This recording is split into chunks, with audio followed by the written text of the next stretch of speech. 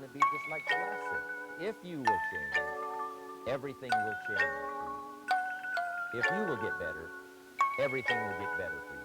3 subjects that really made an impact on my life. The first subject he called personal development. And the second subject he called setting goals.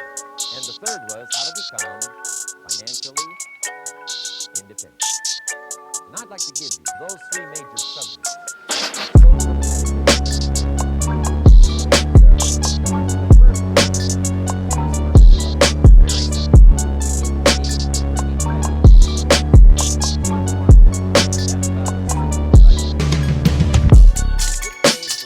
Value to the marketplace. Now, it takes time to bring value to the marketplace. However, we do not get paid for time, so we cross that out. Mistakenly, the man says, I'm making about $20 for an hour. Not true. If that was true, you could just stay home, right, and have him send your money. So that's not true. We don't get paid for time. We get paid for value brought to the marketplace. Now, since that's true, here's one of the key questions of my talk to you today. Is it possible to become twice as valuable to the marketplace and make twice as much money in the same time? Is that possible?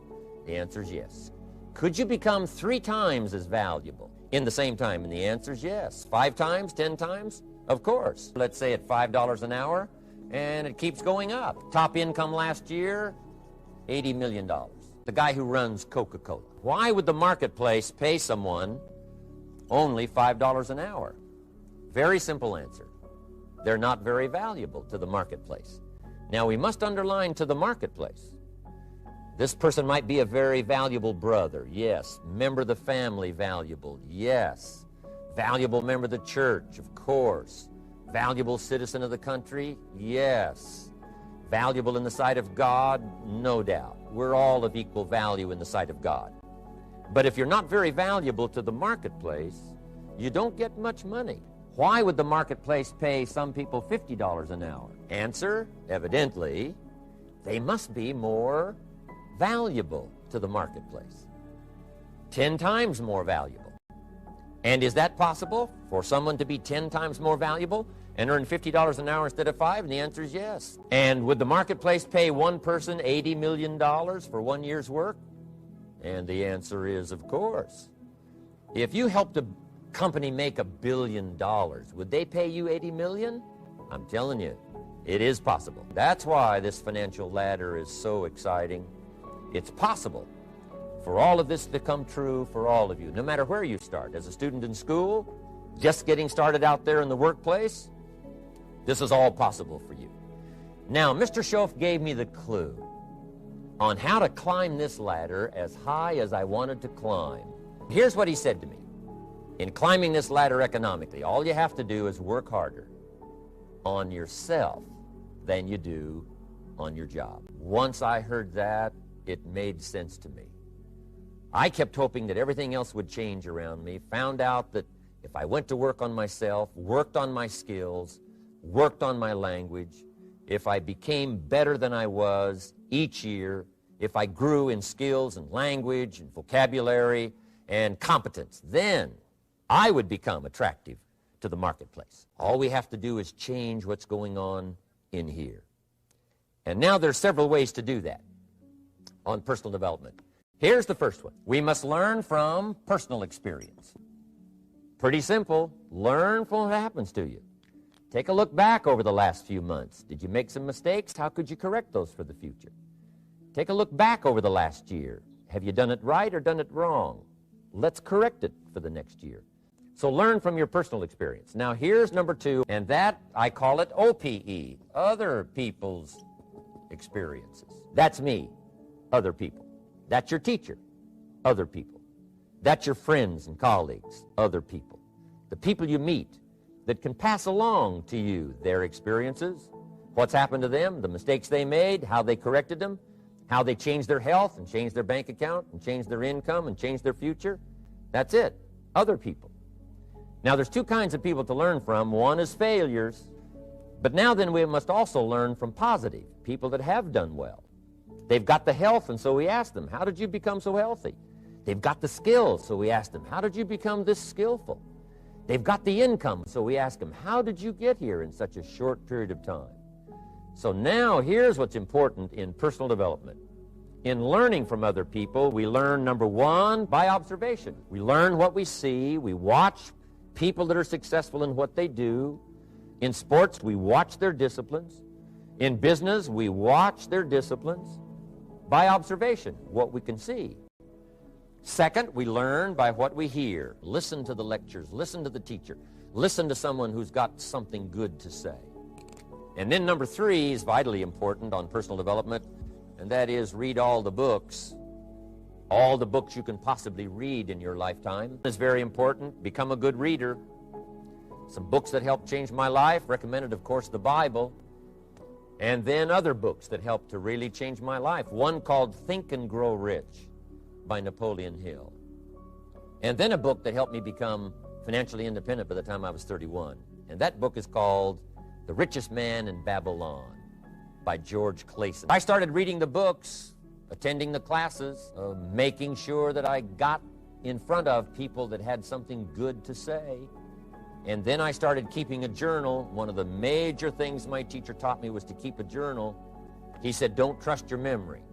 If you hear something good, just make a little note and write it down. Value captured that you can resort to later. Go back over it and review it and let it become valuable to you. Now let's cover the second subject on setting goals. Mr. Shelf gave me some tips on setting goals that changed my life forever, and I want to share those with you.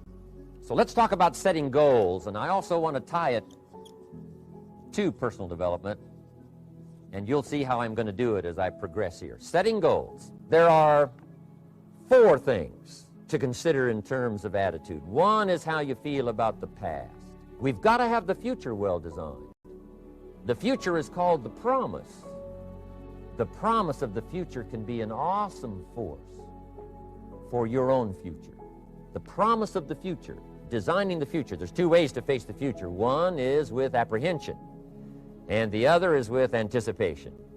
I promise you, in my travels around the world, most people face the future with apprehension. And here's why. They don't have it well designed. They've sort of left that up to someone else to fix. But here's the best way to face the future, with anticipation. And you can face the future with anticipation if I would like to have you consider some thoughts with me that help me to really change my future. Setting goals is very simple. Number one, decide what you want. You just take a little time. You sit down and say, what do I want? What kind of skills do I want? What kind of income do I want for the future?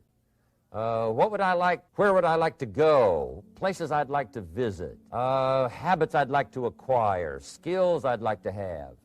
You just take a little time to think about what you want. Economics, friendships, people you'd like to meet, places you'd like to go, make a list. Just jot it all down. It's really a very simple process. And then here's number three. Keep all the old lists. I'm telling you, this served me so well, keeping my old list of goals. I look back now 10, 20 years ago at goals I set, lists I made, and I smile now because here's what I thought was so important, 20 years ago. Now some of those things aren't even on my list. I've got a new list. I've grown. I've changed. I've matured. But I give you that advice. Decide what you want. Number two, write it down. Number three, keep the old lists. And then here's number four. When you get something that's on one of these lists, check it off. Part of the fun of having a list is checking it off. If the future gets clear, the price gets easier. Because you got to remember, for every promise, there's a price to pay. Everybody's got to pay the price. Everybody's got to do the deal. Everybody's got to do the disciplines. Everybody has to pay. But here's what I've discovered. If the promise is clear and powerful, the price is easy to pay. The price is some classes. The price is a few books. The price is a few disciplines. The price is finding something that'll make your life better, make you grow, make you change, make you develop. So the first part of the key is to design the promise. Then, what is the price to pay? I'm telling you, the price will be easy. If you'll make that clear, make those lists, and be serious about it, I promise you it's an easy price to pay. Anybody can pay it. And the best advice I can give you is, if I can do it, you can do it. Farm boy from Idaho, raised in obscurity. I changed my life, turned it upside down, turned it all around, found economics, found future, found promise, and if I can do it, you can do it. So, start setting your goals and see if you can't get a better excitement going for the things you want to accomplish for the future. Now here's my third subject, and that's called financial independence. Oh, by the way, before I get to financial independence, let me cover one more point. One of the major reasons for setting goals is for what they make of. And here's an important statement to remember. It's not what you get that makes you valuable. It's what you become. Okay. Now let's talk about financial independence. How to become rich if you're extra bright, much sooner if you find an opportunity like I did. Let me show you how I did it. Financial independence. First of all, I like the phrase financial independence. I think it's every person's heritage here to become financially independent. Now, let me give you my definition of financial independence. Financial independence is the ability to live from the income of your own personal resources. Now, it depends on how you want to live. If you need $2,000, $3,000 a month, if you need $4,000 or $5,000 a month, if you need $10,000 a month, some people may need, $100,000 a month. But whatever you would need to live, and you could earn that living from the income of your own personal resources, that's what I call financial freedom, financial independence. And let me show you how to acquire it. If you start at age 15, between ages 15 and 35 is 20 years. And in my personal opinion, based on my own studies and my own experience, 20 years, in my opinion, is enough time to become financially independent. If you're not, you don't live in the wrong country. Probably what's happened is you have the wrong plan. And it's easy to be a nice person with the wrong plan. I found that when I was 25 years old. I was broke at age 25, and I was a nice guy. You would have liked me. But I'm telling you, my plans up until then, especially my financial plan, left me broke. I totally changed it the next 6 years, and I became financially independent. So I know what I'm talking about. It is possible in a reasonable amount of time, 15 to 35, whatever, 20 years' time, enough time. You can do it in a much shorter period of time. Here's number one. First of all, you got to have the right philosophy. Philosophy is our ability to gather knowledge and sort through it and decide what's valuable. To develop a philosophy about life, a philosophy about our health, a philosophy about our family relationships, a philosophy about economics. And if you develop the right philosophy, that's what helps to set this sail so that in 6 years it takes you where you want to go instead of winding up like I did that first 6 years of my economics, broke, no money, empty bank account. Let me give you a couple of philosophies to consider. Here's the first one. It's called the philosophy of the poor. And here it is. Poor people usually spend their money and invest what's left. That's the philosophy of the poor. Now, here's the philosophy of the rich. Rich people invest their money and spend what's left. And here's the startling answer. It really doesn't matter what the amount is. What's most important is not the amount. What's really important is the philosophy. Now, let me give you my best view of what to do with a dollar. And I promise you, if you started at age 15, now if you're over 15, right, you've still got plenty of time. You still got 20 years. If you're 30, you've still got 20 years. I mean, you still got plenty of time to start what I'm about to share with you. What to do with a dollar. Here's my first bit of advice. Never spend more than 70 cents. Never spend more than 70 cents. Now, you got to pick some number, and the number you pick is going to be determined by your philosophy. It's going to be determined by what you've been taught or your experience teaching yourself. When I first met my teacher, Mr. Schoaf, I was at about 110% of each dollar. I'm down at Budget Finance, hawking my furniture and my car one more time. And then I learned a whole better formula for financial independence. Number one, don't spend more than 70 cents.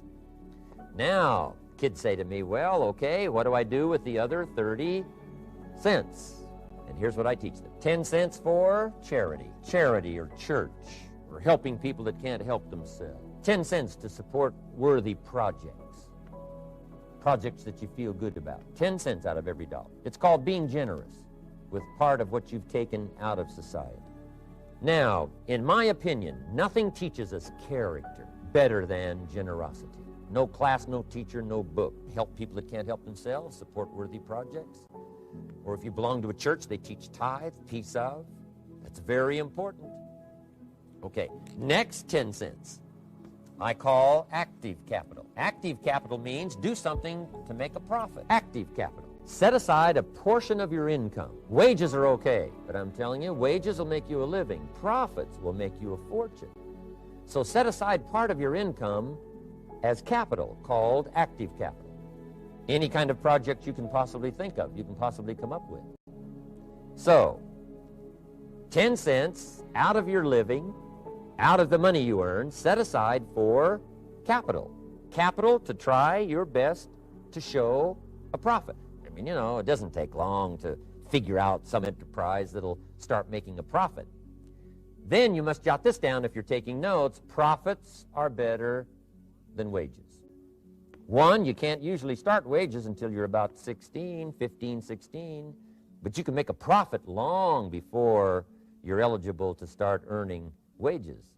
And then there's no limit to profits, and they can double and triple and quadruple. You know, there's no limit. It's incredible how fast profits can grow. So profits are better than wages. Wages make you a living, profits make you a fortune. Now, the third 10 cents is vitally important. I call it passive capital. Capital you let somebody else use. A financial institution, stocks and bonds, mutual funds, whatever. Let someone else use it. You furnish the money. They use it to make a profit, but they pay you for the use of it, called interest. And here's one of the things that'll make you financially independent fairly quickly, and that's called compound interest. And this is how you get it. Letting someone else use a portion of your money, your substance. They show the profit, they pay you interest. And this passive capital, I'm telling you, over a sustained period of time, if you'll develop this little 10, 10, 10, and 70, especially starting at age 15, I'm telling you, by the time you're 35, you will be financially independent. You'll have the ability to live from the income of your own resources. And then one more point on passive capital. There's a Bible philosophy. I'm an amateur on the Bible. But there's a Bible philosophy that teaches the borrower is servant to the lender. And if you want to be in a powerful position as you grow older, finally when you become mature, maybe have your own business, things have worked out for you for the future, the position you always want to be in is the power position. And that's called the lender. The lender is the power position. So if kids learn early enough, and then you ask them what they'd like to be when they grow up, I'm telling you, once they understand, they'll say, well, one of the things I want to be is one of those lenders. That's the power position, not the spender. No, you'll be pitied the rest of your life if you just become a spender. You got to become a lender. And I think this is the one formulas to follow. 10 cents out of every dollar. Let someone else use it. Be the lender, power position. Then try to show a profit. Capital belongs in the hands of the state, not in the hands of the people. We've been teaching all these years, capital belongs in the hands of the people, not in the hands of the state. And we turned out to be right. Capital in the hands of the kids, capital in the hands of the people. Enterprises that make a profit, enterprises that grow. It's the hope of our future. So that little simple formula, I hope will help you. Now, one more key on financial independence, and that is attitude. Attitude. Here's number one. I used to say, I hate to pay my bills. My teacher straightened me out on that. He said, let's see, Mr. Rohn, what you hate to do is pay $100 on an account and reduce your liabilities and increase your assets. I said, well, no, not if you look at it that way. He said, well, it all depends on how you look at it.